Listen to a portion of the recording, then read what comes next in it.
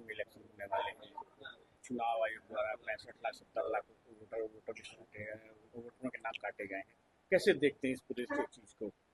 देखिए, ये पूरी तरीके से ये एक योजनाबद्ध तरीके से प्लानिंग के तहत ये किया जा रहा है, काटा जा रहा है, और इसमें सभी लोग शामिल हैं जो पूरी तरीके से सरकार में जो बैठे लोग हैं शामिल हैं कि ये वोट कटवा रहे हैं।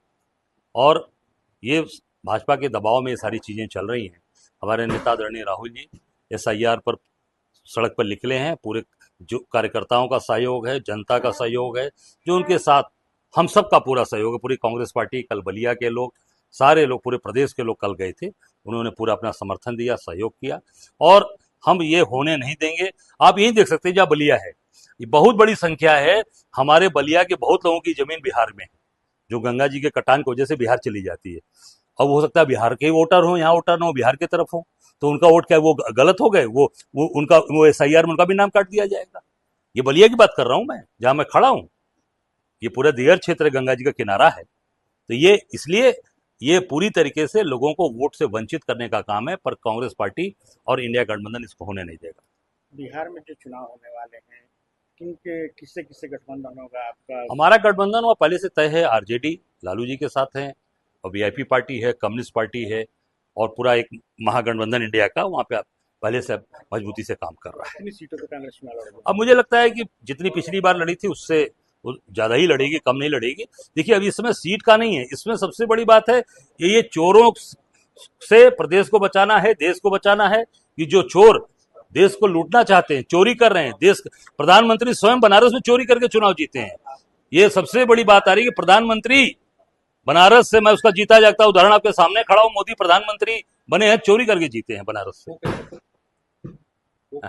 आप देख लीजिए, 1 बजे तक मैं जीत रहा था, 7 राउंड मैं जीता हूं, और 1 बजे के बाद फिर सारे के सारे अधिकृत वेबसाइट बंद कर दिया। अब चुनाव आयोग ने बंद करके घोषित कर दिया 5:30 बजे की मोदी जी चुनाव जीत गए। इससे साबित होता है क्यों बंद कर दिया भाई। आपके हर राउंड की अपडेट बताने चाहिए थे ना, क्यों नहीं बताया आपने? 542 सीट पे अपडेट आते रहे, बनारस 1 सीट अपडेट बंद कर दिया गया। इससे साबित होता है कि चोरी करके जीते। सर, चुनाव आयोग एक डेटा देता है, राहुल गांधी उस डेटा को एनालाइज करते हैं और फिर उसी डेटा पर उनसे बयान हल्फी भी मांगी जाती है।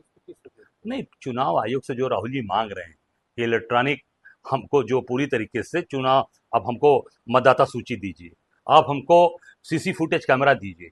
अब वो कह रहे हैं कि हम कैसे महिलाओं का हम जो मांग रहे हैं कि जो लोग अंदर गए वोट डालने के लिए गए, वो सारी चीजों को हमको दीजिए। आप वो नहीं दे रहे हैं, क्यों? क्योंकि पूरी तरीके से इन लोगों ने चोरी की है, चोरी कराई।